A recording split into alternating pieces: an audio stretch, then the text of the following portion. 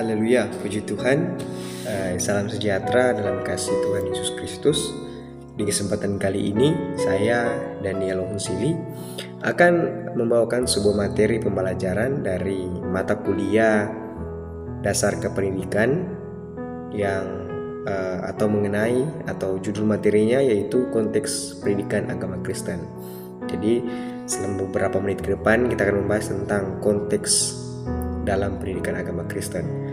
Ya, dalam pendidikan agama Kristen itu kita akan mengenal tiga konteks atau dibagi menjadi tiga bagian atau dalam ruang lingkup pendidikan agama Kristen itu memiliki tiga konteks, yaitu konteks yang pertama konteks sekolah, konteks yang kedua yaitu gereja, dan konteks ketiga yaitu keluarga. Masing-masing bagian-bagian ini memiliki perannya masing-masing atau memiliki peran yang berbeda-beda antara sekolah dan gereja dan juga keluarga. Mereka memiliki peran yang berbeda, pak di dalamnya itu berbeda perannya, namun saling menguatkan satu dengan yang lainnya. Pak di sekolah menguatkan pak di gereja, begitu juga dengan pak yang ada di keluarga. Mereka saling menguatkan meski pada hakikatnya mereka memiliki peran yang berbeda. Contoh kecil peran pak di sekolah itu memberi pengetahuan dan nilai Kristiani secara umum. Karena kan yang ada di sekolah itu memiliki berbagai denominasi gereja.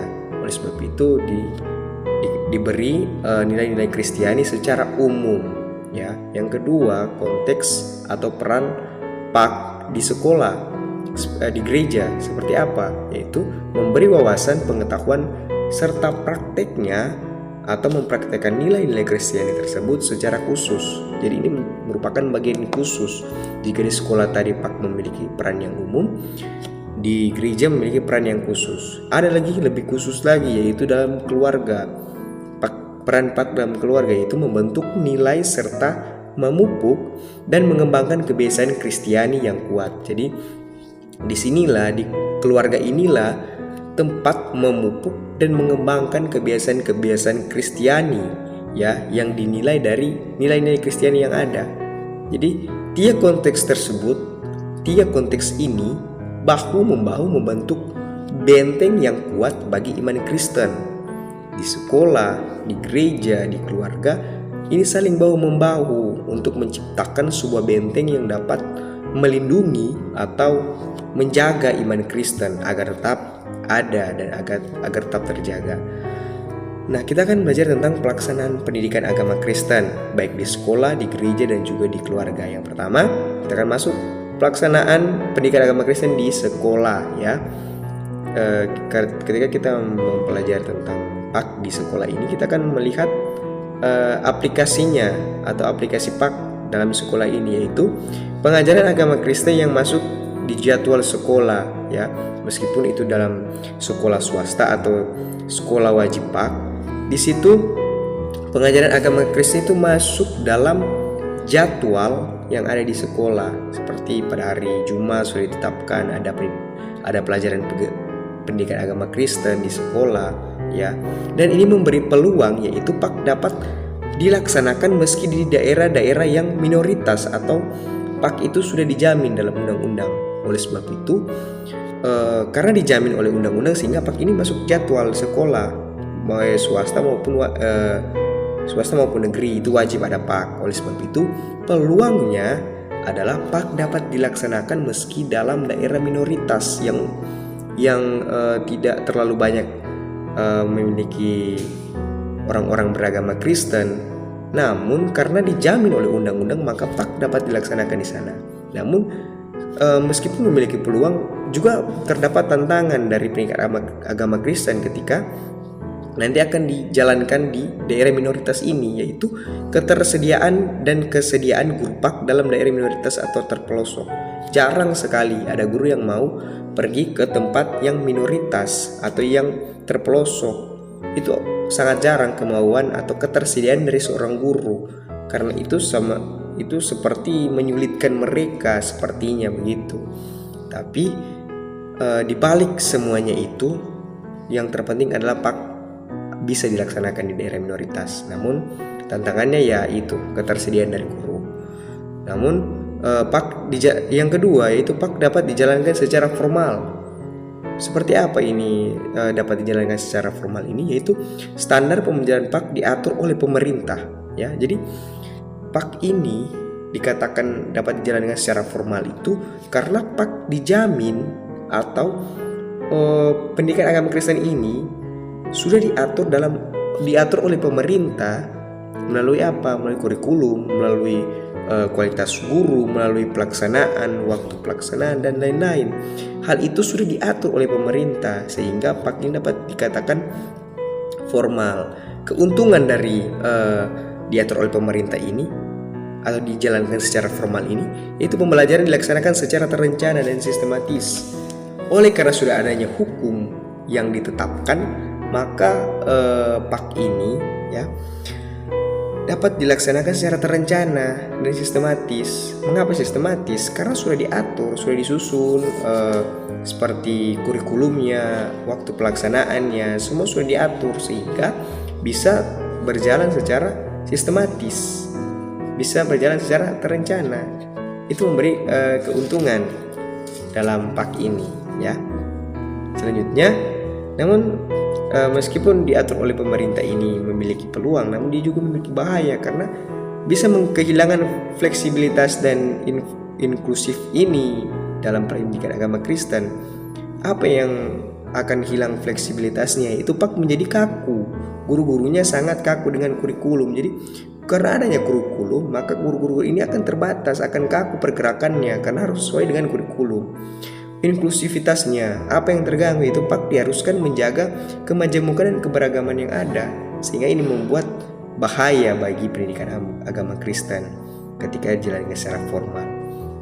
Namun hal yang penting dalam pelaksanaan pendidikan agama Kristen yaitu kita harus memperhatikan yang pertama itu realita bahwa PAK adalah pelajaran yang tidak difavoritkan oleh sebagian besar peserta didik, ya. Kita tahu bersama banyak sekali peserta didik yang tidak terlalu menyukai PAK ini sehingga digeser oleh pendidikan-pendidikan yang lain atau pelajaran-pelajaran yang lain.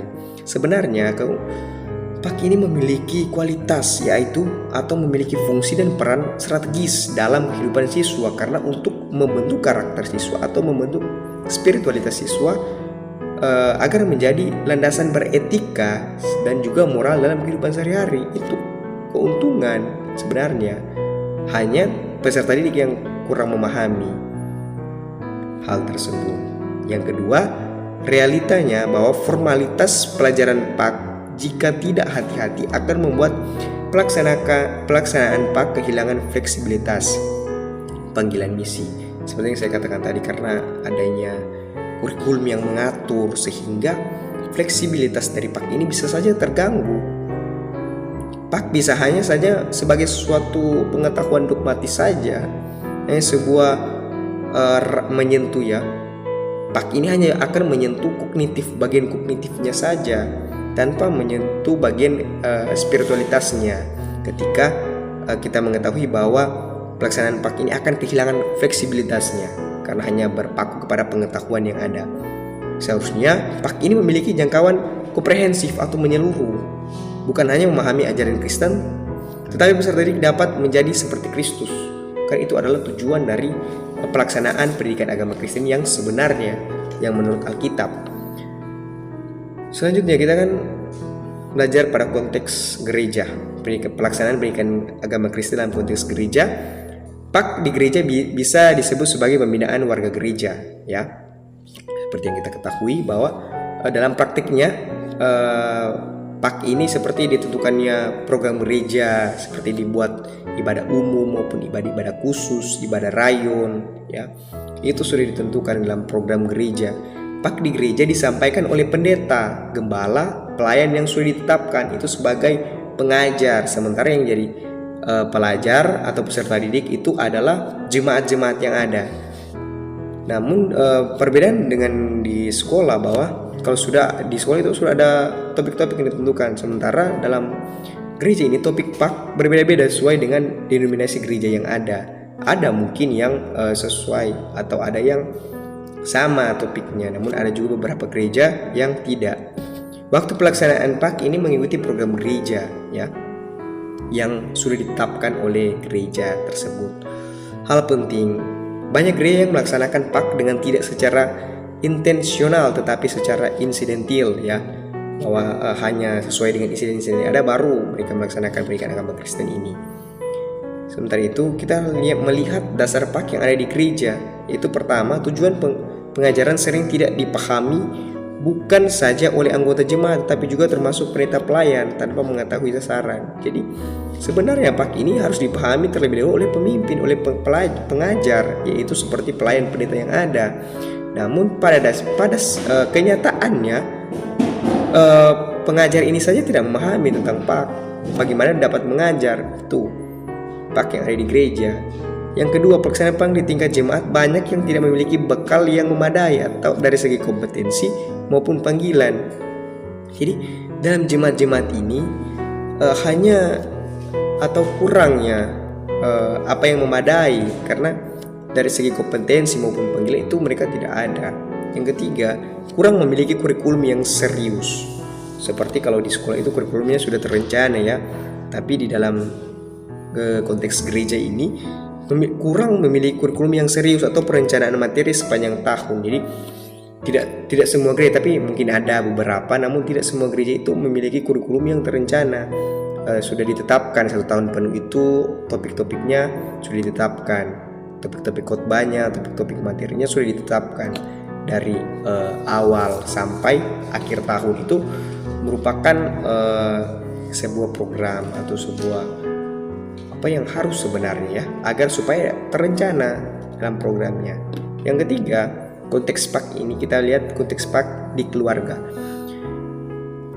PAK di keluarga ini merupakan suatu tindakan yang informal atau tidak mengikuti ketentuan-ketentuan yang ditetapkan secara ketat. Jadi PAK ini hanya dilaksanakan secara fleksibel dan bisa dilihat merata di semua komponen pendidikan, baik dari tujuan, pelaku, kurikulum, aktivitas pendidikan. Semuanya itu dilaksanakan secara fleksibel ya, dan bisa dilihat merata. Tujuan PAK di keluarga ketika kita melihat tidak seragam ya, ada beberapa, ada yang berbeda-beda ya. Sementara pelaku PAK sudah pasti pengajar bervariasi tergantung kondisi keluarga. Bisa saja ayah yang menjadi pengajar, bisa saja hanya ibu, oma, opa, itu tergantung dengan kondisi keluarga yang ada. Sementara kurikulum PAK dalam keluarga itu tidak ada dan bersifat insidental atau menyesuaikan pada persoalan yang muncul. Ketika kita melihat suatu persoalan, maka ini yang dijalankan, ini rencananya, ini strateginya, begitu. Yang selanjutnya, aktivitas pendidikan dan PAK itu kurang diperhatikan ya, karena keluarga sering mempercayakan aktivitas PAK pada gereja dan sekolah. Padahal di keluarga itu paling banyak waktu peserta didik, namun mereka lebih mempercayakan pada gereja dan keluarga, sehingga PAK ini tidak dapat dikatakan aktivitas pendidikannya itu kurang diperhatikan. Sehingga dapat ditarik kesimpulan bahwa pelaksanaan PAK di setiap konteks secara bertanggung jawab atau bersungguh-sungguh akan berdampak positif, baik terhadap ketahanan pertumbuhan iman di setiap tahapan usia, serta memampukan umat Tuhan melaksanakan tugas dan fungsi sebagai tubuh Kristus dan saksi Kristus. Jadi dalam pelaksanaan PAK itu seharusnya bisa mencapai tujuan dari pendidikan agama Kristen, yaitu menjadi serupa dengan Kristus. Puji Tuhan, demikian materi yang dapat saya bagikan. Tuhan Yesus memberkati kita semua. Haleluya.